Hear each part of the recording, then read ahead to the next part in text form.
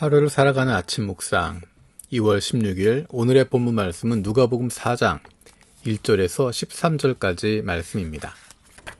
요단강에서 요한에게 세례를 받으신 예수님께서 이제 본격적으로 공생의 사역을 시작하시기 전에 오늘 본문에서 마귀에게 시험받는 장면이 등장하고 있습니다. 중요한 것은 연약해서 받는 시험이 아닙니다. 성령 충만한 가운데 성령에게 이끌리시는 가운데 받게 되는 마귀의 시험이었습니다. 1절 말씀이 이렇게 이야기합니다.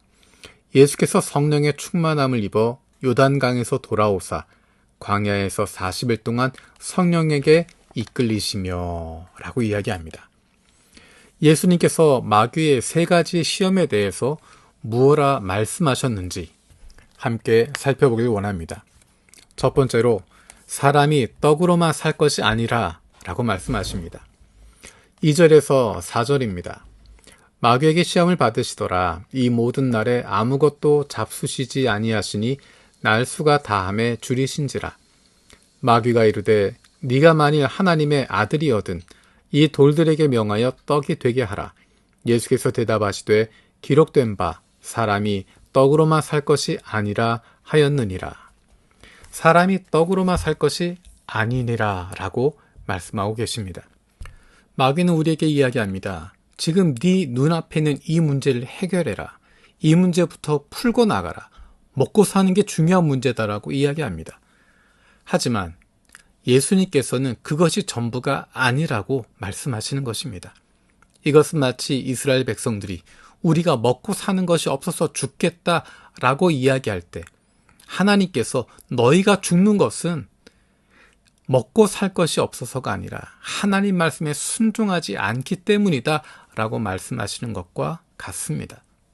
사람들은 이야기합니다. 다 먹고 살자고 하는 것인데 하지만 하나님 우리에게 말씀하십니다. 왜 먹고 사는데? 왜 먹고 사는데?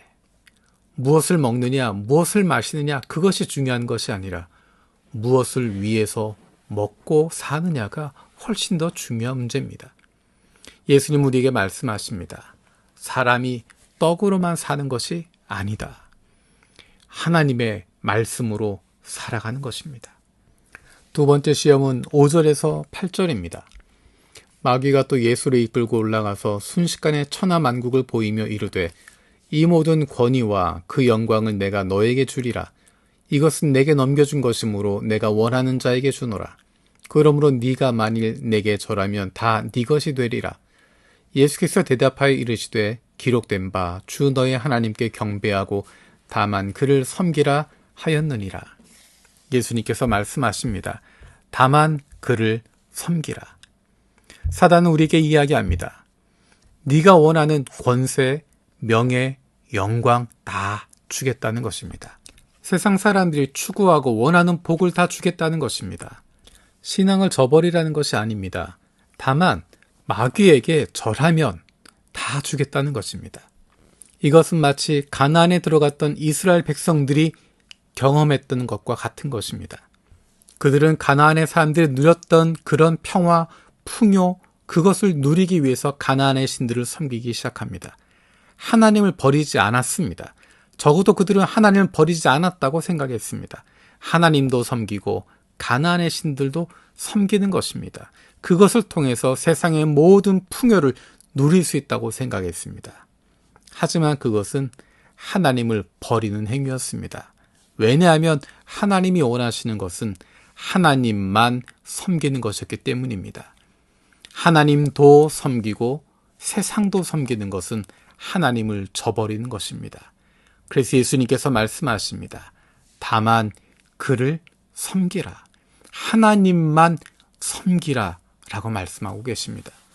어쩌면 우리에게 다가오는 수많은 유혹들이 그것입니다. 하나님을 버리라는 것이 아니라 하나님도 섬기지만 세상도 섬기라는 것입니다. 하나님도 사랑하지만 세상도 사랑하라는 것입니다. 하나님만 따르는 것이 아니라 세상도 따르라는 것입니다. 하지만 주님의 말씀은 분명합니다.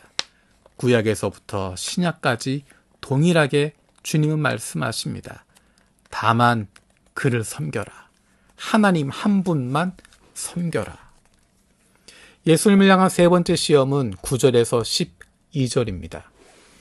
또 이끌고 예루살렘으로 가서 성전 꼭대기에 세우고 이르되 네가 만일 하나님의 아들이거든 여기서 뛰어내리라. 기록되었으되 하나님은 너를 위하여 그 사자들을 명하사 너를 지키게 하시리라 하였고 또한 그들이 손으로 너를 받들어 네 발이 돌에 부딪히지 않게 하시리라 하였느니라. 예수께서 대답하여 이르시되 주 너의 하나님을 시험하지 말라 하였느니라. 하나님을 시험해 봐라라는 것입니다. 네가 이렇게 뛰어내리면 하나님이 말씀하신 것처럼 하지 않겠느냐? 하나님을 시험해 보라는 것입니다. 그런데 예수님께서 말씀하십니다. 주 너의 하나님을 시험하지 말라. 하나님은 신뢰의 대상이지 시험의 대상이 아닙니다. 하나님을 신뢰할 수 있는 것은 하나님이 나를 사랑한다고 하는 것 알기 때문에 가능한 것입니다. 표적을 통해서 이적을 통해서가 아니라 십자가와 부활을 통해서 예수님은 하나님의 아들로 입증되셨습니다. 그것이 하나님의 뜻이었습니다. 그리고 하나님이 우리를 사랑하신다고 하는 것, 예수 그리스도의 십자가로 말미암아 우리를 자녀 삼으시고 우리를 사랑하신다고 하는 것, 그것은 변할 수 없는 것입니다. 하나님을 시험하는 것이 아니라 하나님을 신뢰하는 것입니다. 재미있는 것은 사탄이 반복해서 하는 것이 하나님의 말씀인 성경 구절을 가지고 이야기하고 있습니다. 성경 구절 몇 구절 이야기한다고 그것이 하나님의 뜻이라고 착각해서는 안 됩니다. 그 말씀이 어떤 의미인지를 정확하게 파악할 수 있어야 됩니다. 분별할 수 있어야 됩니다. 누군가가 성경 구절 몇 구절 들이대면서 이것이 마치 성경적인 것처럼 성경에서 이야기하고 있는 뜻인 것처럼 이야기하는 것, 거기에 속지 말아야 합니다. 그러기 위해선 성경의 흐름을 알고 있어야 됩니다.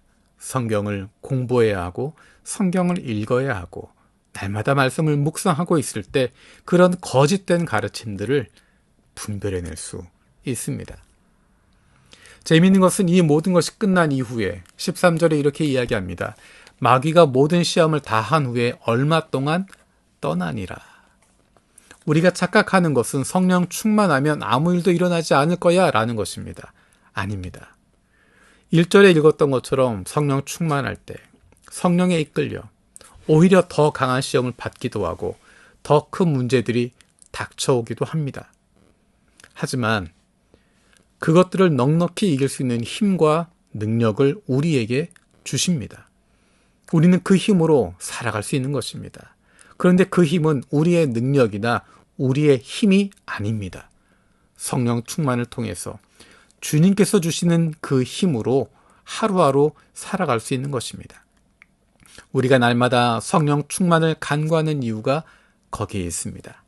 내 힘으로는, 내 능력으로는 감당할 수 없고 이길 수 없기 때문에 날마다 순간마다 성령 충만으로 말미암아 주님께서 우리를 붙들어 주시고 우리에게 넉넉하게 이길 수 있는 힘 주시기를 간구하는 것입니다. 예수님이 말씀하신 그 세 마디를 기억하길 원합니다. 사람이 떡으로만 살 것이 아니다. 다만 그를 섬겨라. 주 너의 하나님을 시험하지 말라. 살아계신 아버지 하나님 감사드립니다. 예수님이 하신 말씀을 기억합니다.